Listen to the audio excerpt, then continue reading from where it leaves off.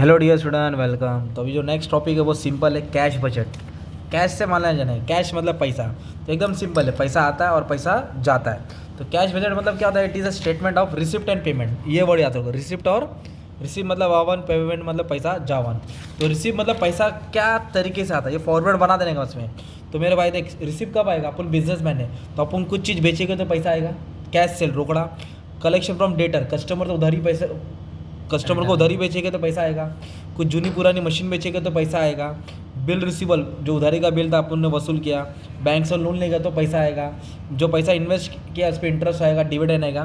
तो इसको रिसिप्ट बोलते हैं। क्या बोलते हैं? कंपनी का पैसा कहाँ से आता है, इसको बोलते हैं कैश फ्लो एक्टिविटी।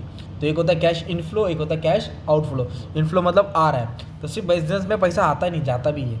तो सबसे पहला पैसा तो मटेरियल का जाएगा ना, रॉ मटेरियल खरीदते ना, तो किसको पेमेंट करना पड़ेगा? क्रेडिटर को। किसको करना पड़ेगा? फिर सप्लायर लिख दिया, मतलब वही बिल पेमेंट, जो उधारी में माल खरीदा उसको पेमेंट करना पड़ेगा। गवर्नमेंट को टैक्स देना पड़ेगा, शेयर होल्डर को डिविडेंड देना पड़ेगा, लोन देना पड़ेगा, वेजेस देना पड़ेगा, ओवरहेड देना पड़ेगा, selling expense, office expense, sundry expense. ये हो गया पेमेंट। जो रोकड़ा आ रहा है और रोकड़ा जा रहा है उसको बोलते हैं कैश बजट। क्या बोलते हैं उसको? फॉर्मेट बनाना है तुमको। मेन फॉर्मेट क्या था, और फिर क्या लिख दो ना मीनिंग। रिसीव, बिजनेस में पैसा कहाँ से आता, जो मैंने बोला वही रिसीव, ये 2 लाइन पढ़ने का और वो पूरा कॉलम का नाम डाल देने का था, कहाँ से पैसा आता है, राइट। सेम पेमेंट्स, तो बिजनेस क्या क्या पे करता है ये सब एक के नीचे एक डाल देने का।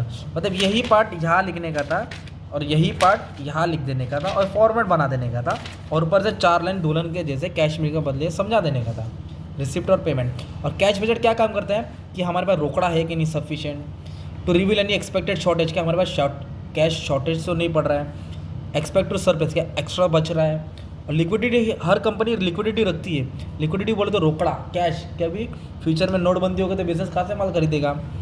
सीजनल रिक्वायरमेंट, कभी कभी कंपनी को पास इतना पैसा रहता है कि कभी भी कुछ भी इवेंट आ सकती है तो टैक्स दे सकती है एडवांस। और जितना अच्छा पैसा रहेगा उतना कंपनी की पॉलिसी अच्छी चलती रहेगी ना, तो इसलिए कंपनी कैश रखती है अपने पास। तो cash budget it is an estimate of receipt and payment. पैसा आ रहा है और जा रहा है, हर महीना या हर महीने का हिसाब बनता है। 3 महीने का बजट, 6 महीने का बजट, साल भर का बजट।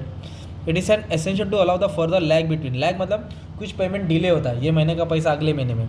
जैसे जैन में अपन ने क्या किया है, माल खरीदा पर पेमेंट फेब में कर रहे हैं, तो फेब में एंट्री आएगी, फेब का मार्च में आएगा, मार्च का।